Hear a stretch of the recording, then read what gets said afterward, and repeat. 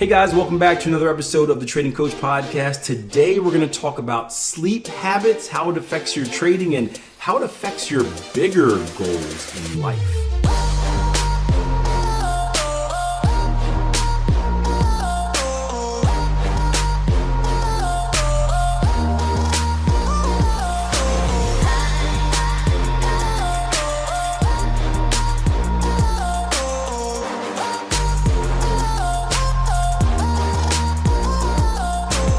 Hey guys, welcome back to the show. Today we're going to talk about sleep, and this topic comes from a DM that I just got over on Instagram. By the way, if you don't follow me on social media, please do, at Akil Stokes RTM. Just remember, I'm not on WhatsApp, I'm not on Telegram, I don't reach out, I don't ask for money. If anyone does that, it is an impersonator. Please report them and bring it to my attention as well so I can report them. But feel free to message me. I don't bite, I will respond. And one of the questions I got just a few minutes ago was, hey, Akil, quick question for you.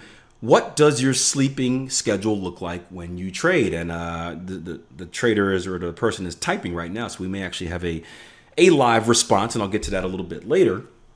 But I think sleep is something that is not talked about enough. Now, I have talked about it a few times on the Trading Coach Podcast. You're going to get that when you have almost 600 episodes of content. But I always like to revisit this because sleep is important. However, I think the general feel out there is the opposite, right? I see a lot of people that have entrepreneurship in their tagline, or people sharing these motivational, inspirational empowerment type of messages where they always talk about, I don't need to sleep, grind, hustle 24/7, all that fun stuff. And I must admit, I once had that mindset. Until you actually do it, right? It sounds good. It's all this good rah-rah stuff until you actually do it. And then you realize it's not so fun, right? Think about for any of you guys that ever stayed up all night studying for a test. I did this in college, right? A big exam the next day, and I pull a 24-hour study session and I feel like crap the next day. It is, trust me, it is not fun.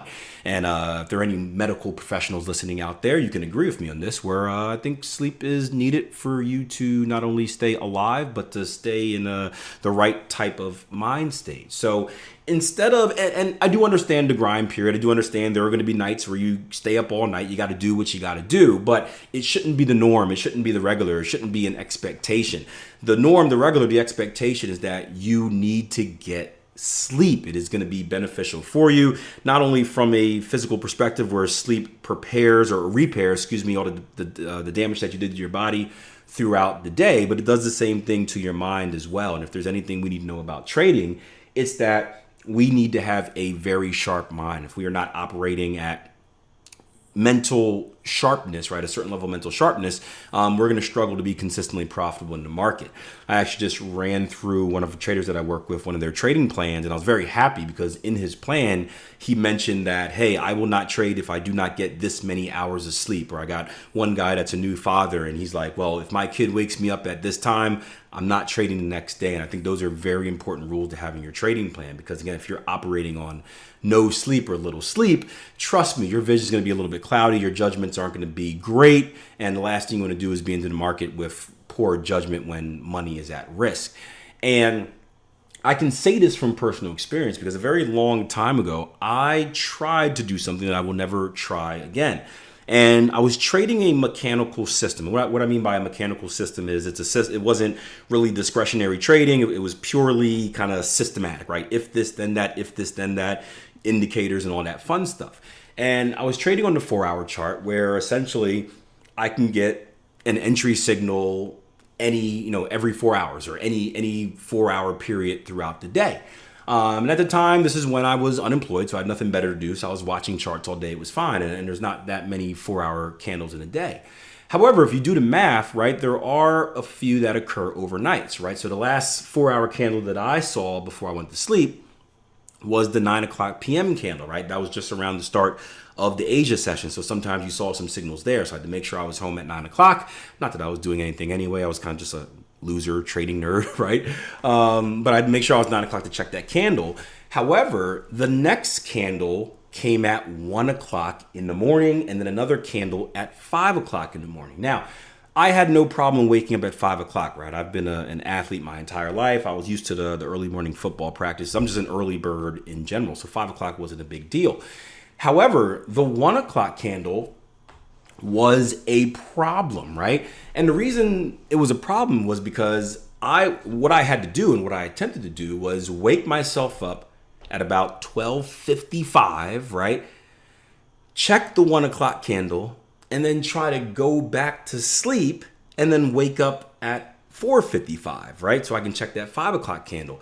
And if you've done any study on sleep, right, to get really good sleep, you need to, well, we can go into this a little bit, right? There's a few things that go into getting really good sleep. One is your REM cycles and the amount of time spent in your REM cycles. Another one is really your consistency, right? Your body likes it when you have a consistent schedule. When you go to bed at this time and you always wake up around this time, it will get adapted to that. Even if you have less sleep, right? Even if you have, say, 5 hours of sleep, if it's on a consistent schedule, that 5 hours of sleep could be better than, say, a 7-hour sleep.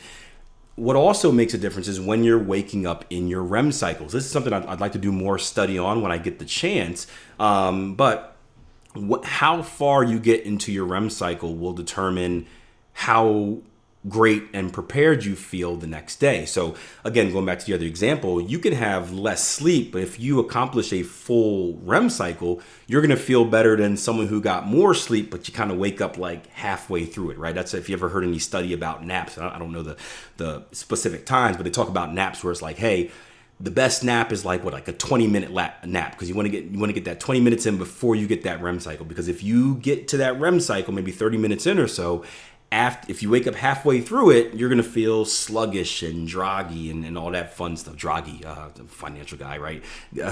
Groggy, there we go. And again, I don't know the specifics of the actual time, but you can go Google search that as well.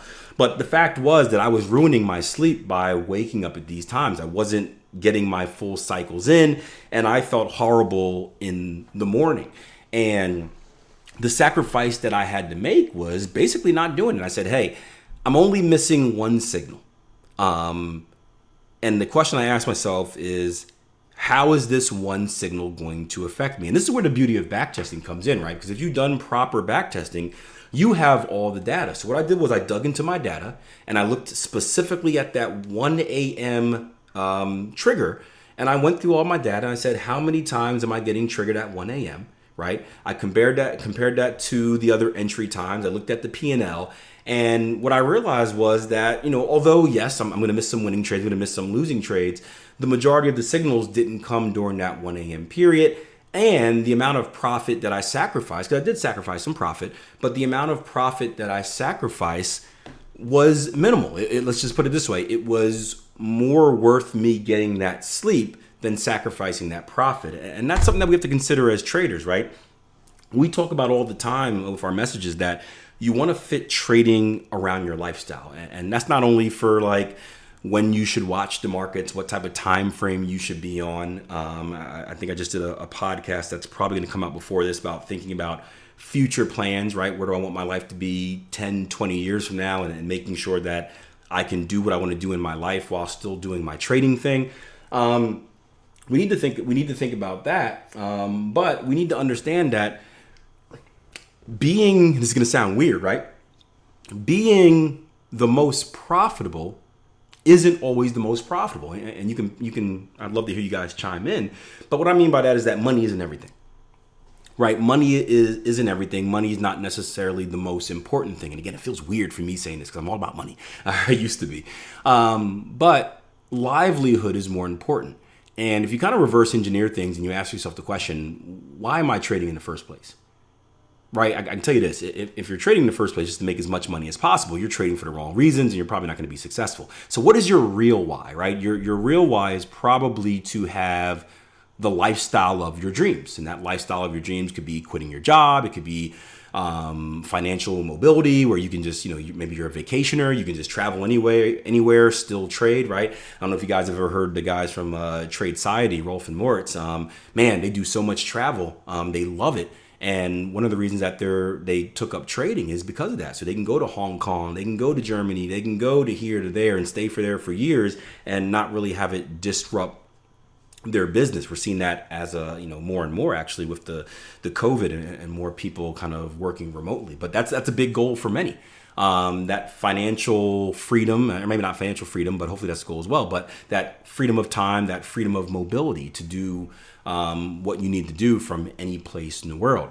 But if those are your ultimate goals, right, is a little bit more profit from your trading worth not being able to achieve those goals? And the answer should be no. If that's the ultimate goal, that should trump everything else. So when you kind of balance two and you're asking yourself, is the sacrifice of this percent, 1-2%, is it worth getting a good night's sleep? Is it worth my mental and physical health? Is it worth this and that?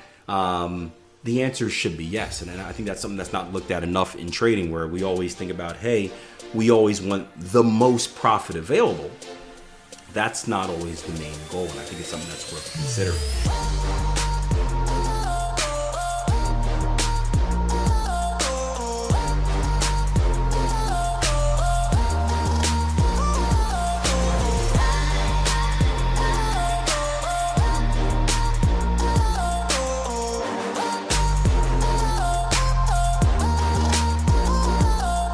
Thank you guys for checking out the show. As always, do me a favor, leave me a rating, leave me a review if you loved what you heard. Also, if you want some free training, head over to www.tier1trading.com and check out the free stuff.